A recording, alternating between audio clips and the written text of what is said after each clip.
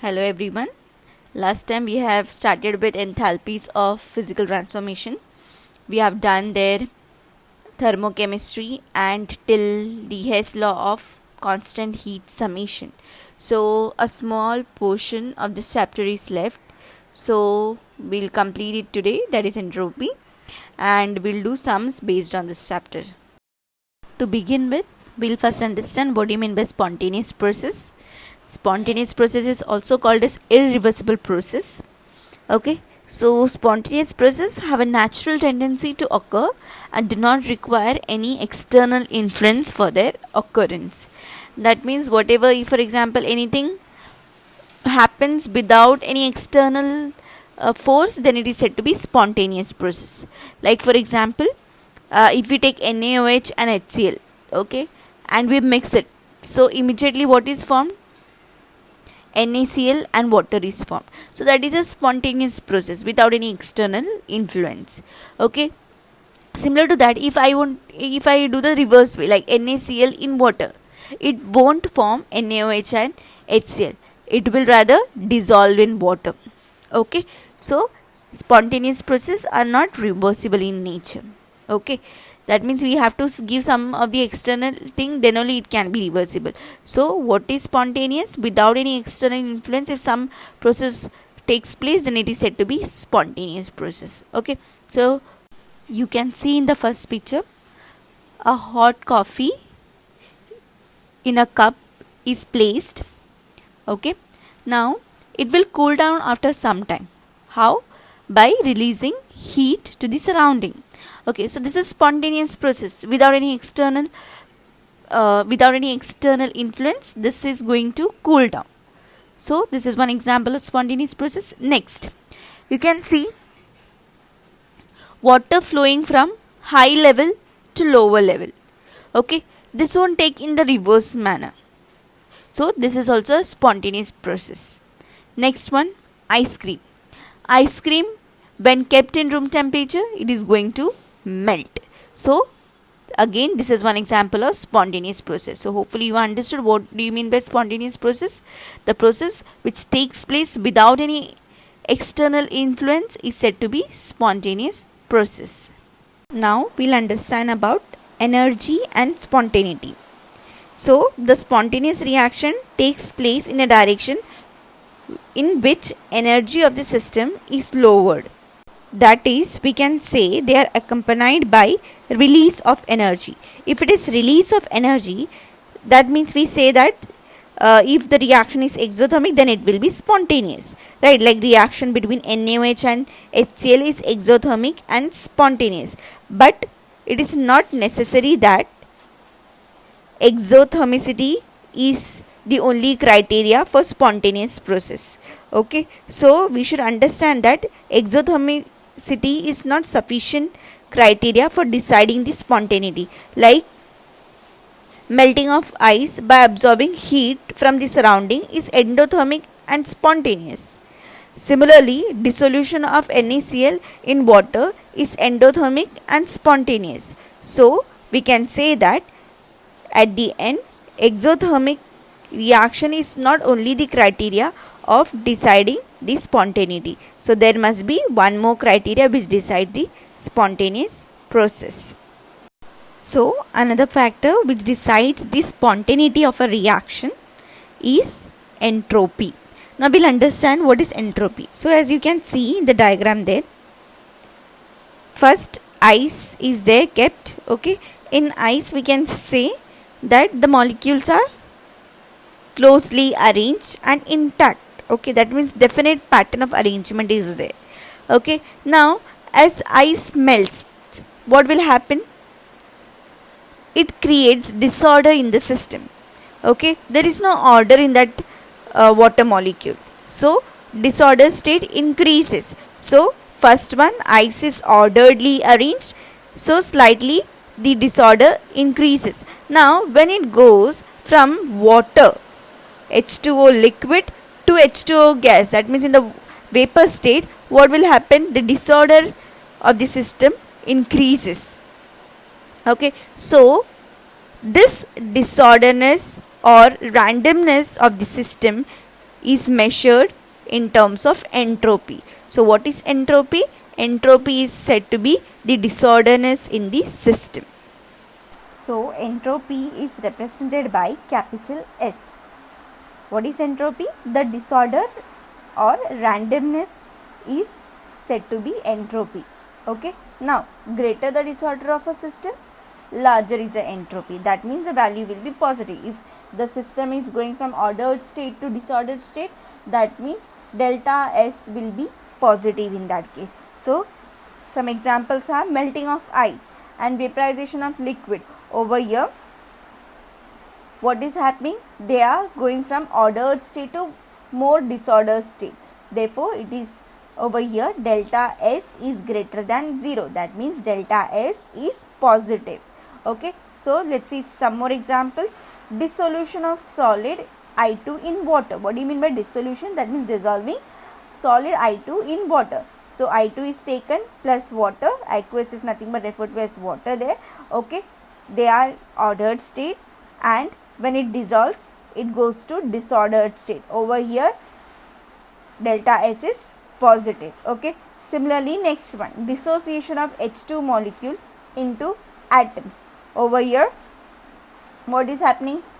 Both are the reactants as well as the product is in the gaseous state, but in the reactant side, one molecule of H2 is there, and in the product side, 2 atoms of hydrogen is there. Therefore, the disorderness in the product side is more. Therefore, over here as well, delta S is positive.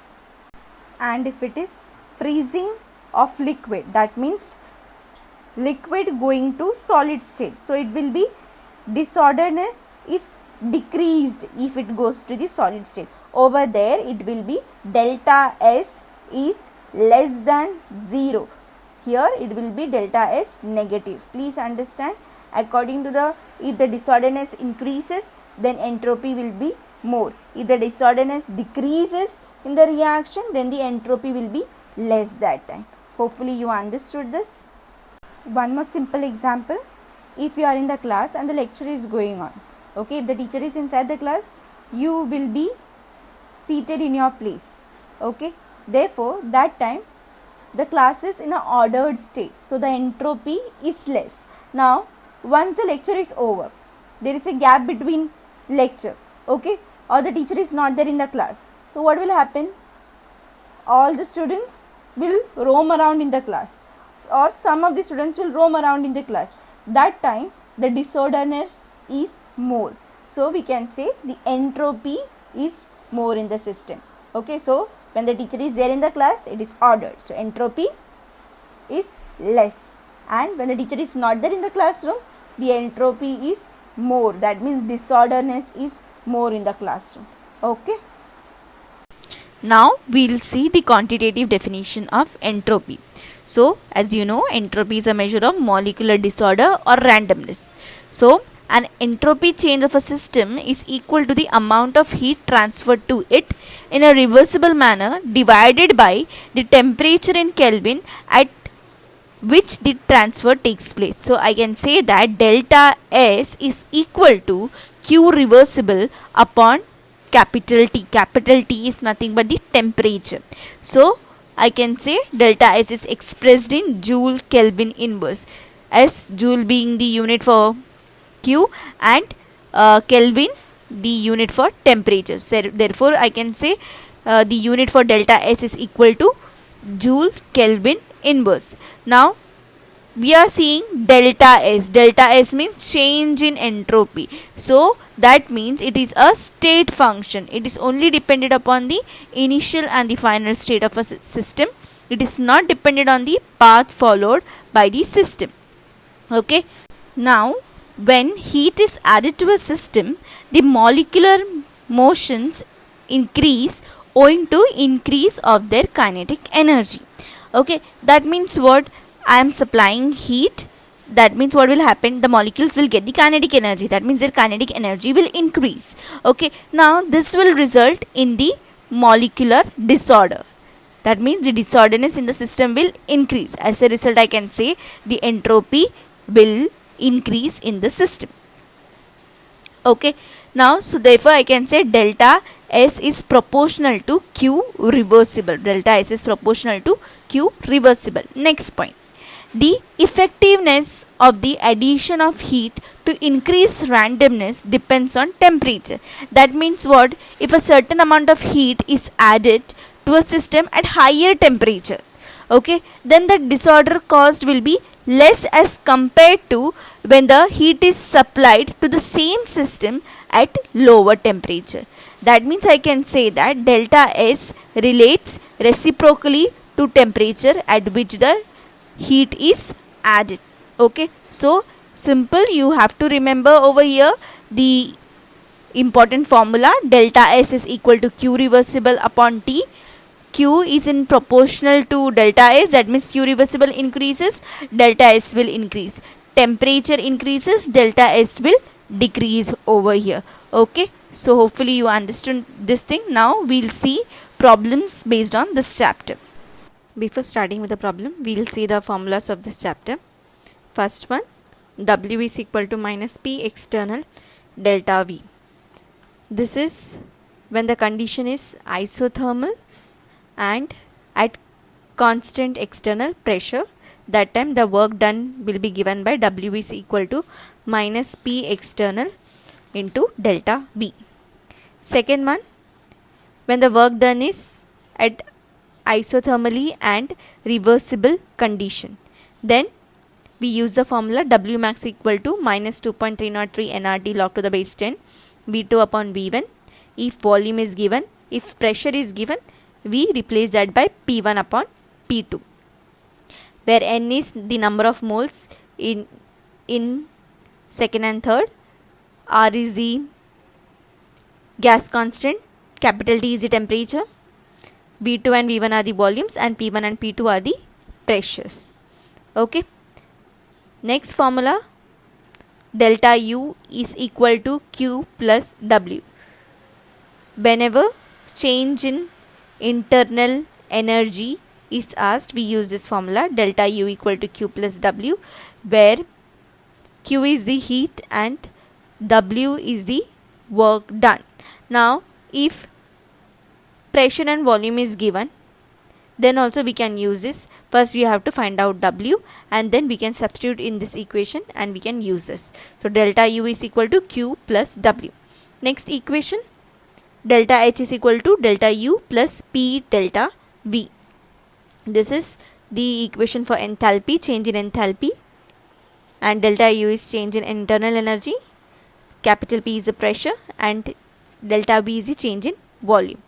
Next formula, sixth one, delta H is equal to delta U plus delta N R T, where delta Ng is equal to number of moles of product gases minus number of moles of reactant gases.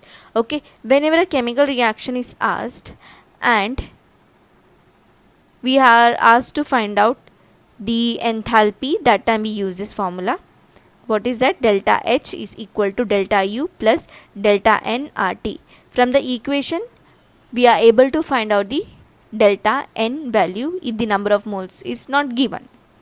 Okay, next equation, seventh one, W is equal to minus delta N G RT. Delta Ng is similar to the above one, that is the number of moles of product gases minus the number of moles of reactant gases.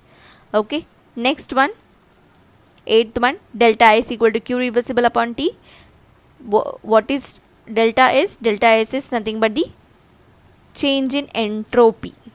Okay, Q is heat and capital T is the temperature. Next, ninth and 10th, very important.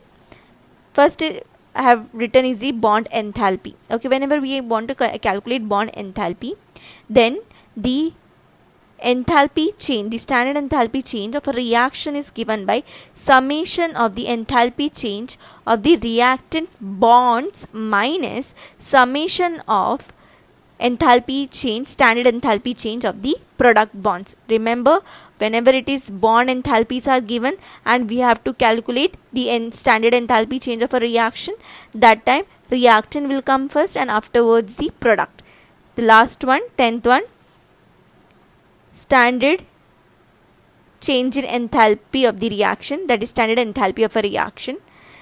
We don't have to again and again say change in enthalpy. We can just refer it as standard enthalpy of a reaction is equal to summation of standard enthalpy of formation of product minus summation of standard enthalpy of formation of the reactants.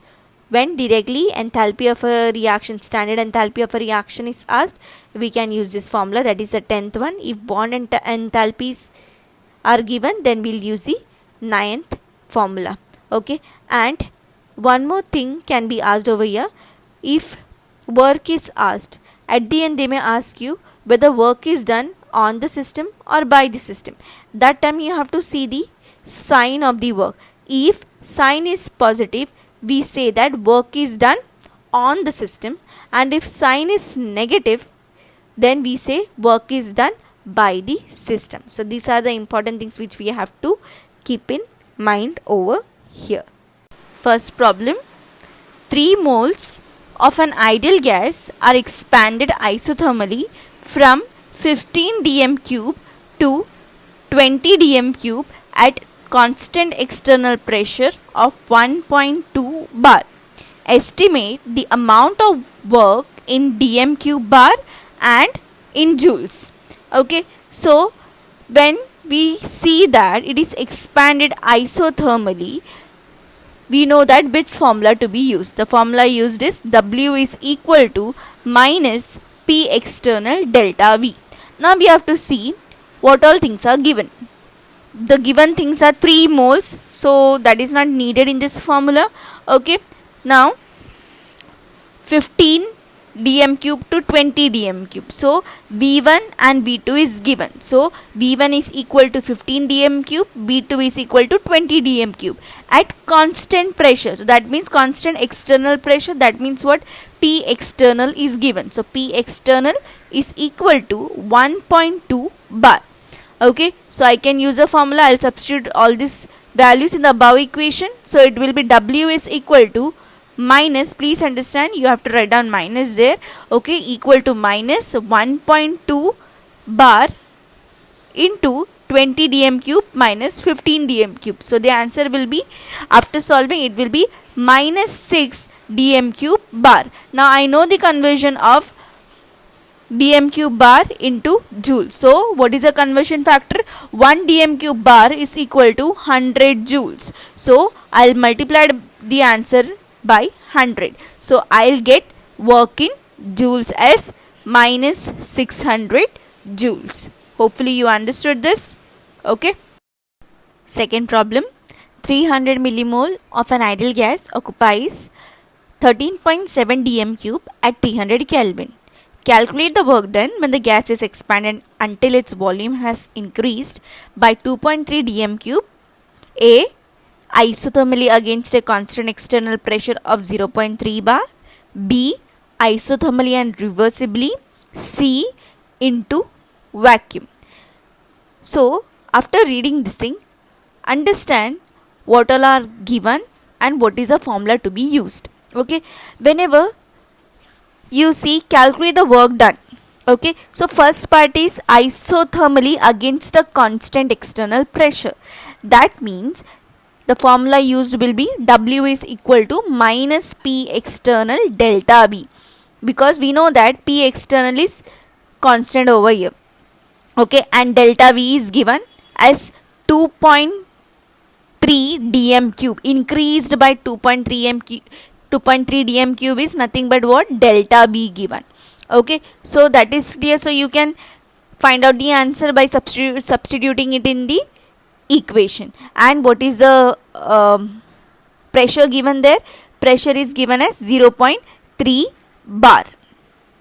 Okay, so isothermally against a constant pressure of 0.3 bar. So pressure is also given. So it is simple substitution and you can find the answer. The answer should be minus 0.69 dm cube bar, and if you want to convert it into joule, it should be multiplied by 100. Okay, so hopefully this thing is cleared. Second thing, we have to find work done but the gas is expanded until its volume has increased by 2.3 dm cube isothermally and reversibly.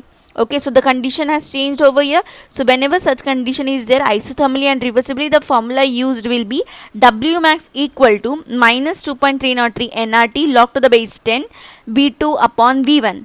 Hence volume is given over here, since volume is given over here. Okay, so here also number of moles that is given 300 millimole. So millimole should be converted into mole. So we have to multiply it by the factor 10 raised to minus 3. It will be 0.3 mole. Temperature is given as 300 Kelvin. V1 is 13.7 dm cube and V2 is 16 dm cube. How I got 16 dm cube? The initial volume, that is 13.7, is added by the factor 2.3. So I got V2 as 16 dm cube. So now you can directly substitute in the formula and you will get the answer. It is simple substitution over here. So what will be the answer for this? It will be minus 116.1 joules. And the last one, C part, it is in vacuum. Okay, now whenever it is in vacuum, the formula used will be W is equal to minus P external delta V. When gas is expanded to vacuum, that means P external is taken as 0. Okay, therefore W will be equal to 0 over here. So the formulas are discussed. Please try to do the calculations and see whether you are getting the right answer.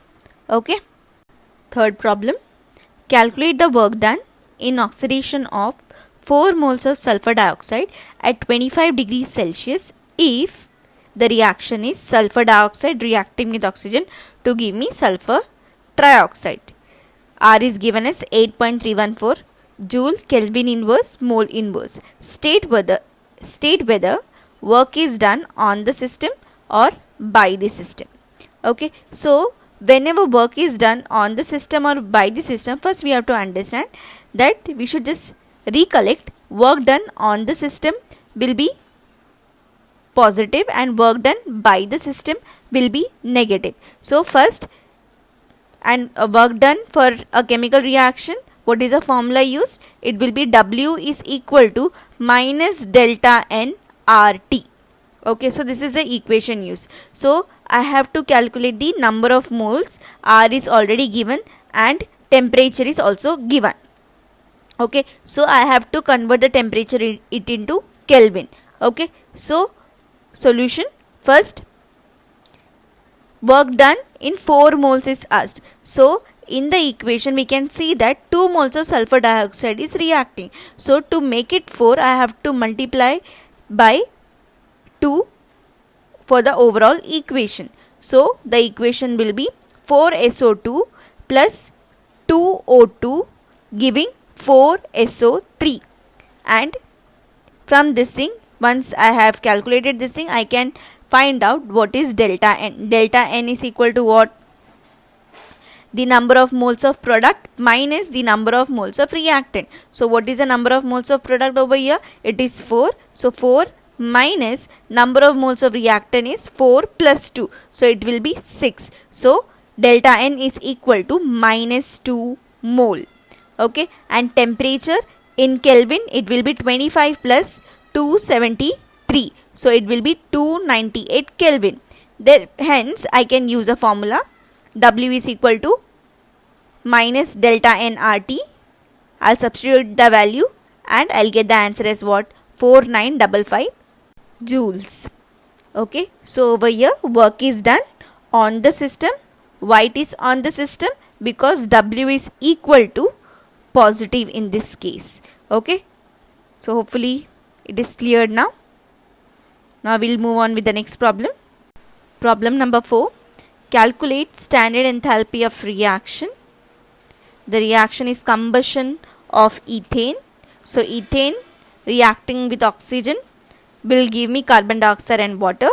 So the enthalpy of formation of carbon dioxide, water and ethane is given. And for oxygen, it will be taken as 0 since it is a diatomic molecule. Okay, so it is very simple. Everything is given. Only we have to find the enthalpy of a reaction, which is given as delta H naught of R, since it is standard enthalpy of reaction. Okay, so what is the formula used over here? Standard enthalpy of a reaction is equal to summation of enthalpy of formation of product minus summation of enthalpy of formation of reactants. Okay, so you can directly substitute the value. So it will be 4 multiplied by standard enthalpy of formation of carbon dioxide plus 6 multiplied by standard enthalpy of formation of water, bracket closed, minus 2 into standard enthalpy of formation of ethane plus 7 into standard enthalpy of formation of oxygen. So you can directly substitute the value. The moles what we are writing is from the reaction.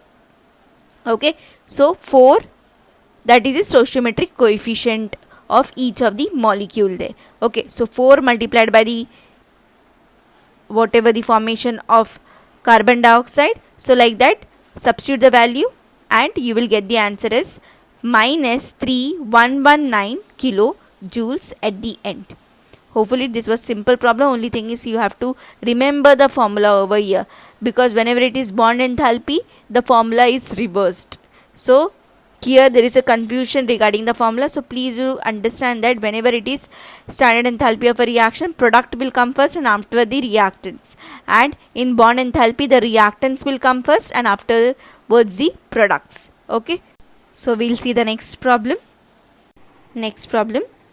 The enthalpy change of the following reaction: methane reacting with chlorine gives methyl chloride and hydrochloric acid. Over here, the standard enthalpy of reaction is given as minus 104 kilojoule, and it is asked to calculate CCl bond enthalpy. The bond enthalpies are CCH is 414 kilojoule mole inverse, ClCl is 243 kilojoule mole inverse, HCl bond is 431 kilojoule mole inverse. So whenever bond enthalpy is asked, we know which formula to be used. The formula is standard enthalpy of a reaction is equal to summation of standard enthalpy of reactant bonds minus summation of standard enthalpy of product bonds. Okay, now over here first we have to just understand how many different types of bonds are there. If we talk about CH bond, so we can see methane. So if we draw the structure, there are 4 CH bonds. Like that, for Cl2 there will be only one ClCl bond. In case of CH3Cl, there are 3 CH bonds and 1 CCl bond in structure of methyl chloride. And for HCl, there is one bond of HCl. Okay, first you have to count the number of different bonds in each of the structure in that reaction. Then apply the formula. You know the formula, you have written the formula. Next you will be writing the bonds in reactants and in products.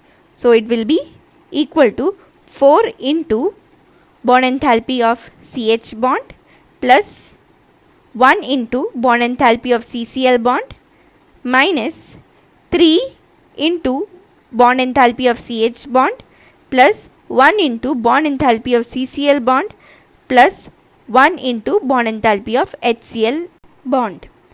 Now, as you know that the standard enthalpy of reaction is given as minus 104 kilojoule and the enthalpy for CH, CCl and HCl bond is given. You can directly calculate the bond enthalpy of CCl bond. So at the end, after solving, you will get the value as 330 kilojoule mole inverse for the bond enthalpy of CCl bond.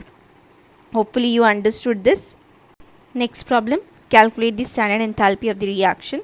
Silica reacting with graphite to give silicon carbide, or it is also called as carborundum, and carbon monoxide. From the following reactions, 3 reactions are given over here. Okay, now please understand, over here 3 reactions are given and its enthalpy is given. So it is simple maths. Over here no other formula is used. This is the application of Hess law. Now we know that what is Hess law? Overall the enthalpy change for a reaction is equal to the sum of the enthalpy changes of individual steps in a reaction. Okay, so first it is like simple maths. You have to bring the above reaction. Okay, so what all operations can be done so that at the end I should get that reaction. If you get that reaction, if you are able to get that reaction, the same operations should be done to the enthalpies as well. Then the enthalpy, standard enthalpy change of the reaction can be calculated. Okay, so if you observe the 3 reaction which is given, you can easily make out that SiC, Si plus O2 giving SiO2. Now SiO2 in my reaction, it is in the reactant side, and rest 2 reaction don't have SiO2. That means the first reaction should be reversed in this case. So if it is reversed, so my new reaction will be, I can make it as 4. It will be SiO2 going to Si plus O2. There the enthalpy of reaction will also change to plus 911 kilojoules since the reaction is reversed. Okay, so I got SiO2 in the reactant side by reversing the first reaction. Next, you can see that I want 3 graphite. Now you can easily make out from second and third. Second is having 2 graphite and third is having 1 graphite. So if I add these 2, then it will be simpler for me to get 3 graphite in my reaction. So if you add, then automatically as I reversed the first reaction, my oxygen will get cancelled out, and in the product side I'll get 2 carbon monoxide and there will be 1 silicon carbide. So this is the way you do Hess law. So we'll just see. But I want you to pause the video, do it by yourself, and afterwards see whether you are able to do it by yourself, because here no formulas are used, only logic is used. You just have to bring that SiO2 reaction, SiO2 reacting with graphite giving silicon carbide and carbon monoxide. Okay, so here are the steps involved. I have reversed the first reaction, so it will give me SiO2 going to Si plus O2. So the enthalpy of a reaction will be equal to plus 911 kilojoule. And next I'll add second, third and fourth equation. So after solving, I'll get the final answer as 624.7 kilojoules. Okay, hopefully you understood over here. Okay, now next class we'll start with electrochemistry. Okay then, thank you. Please do sums based on this chapter as much as possible. Any doubts you can let me know. Okay then, bye.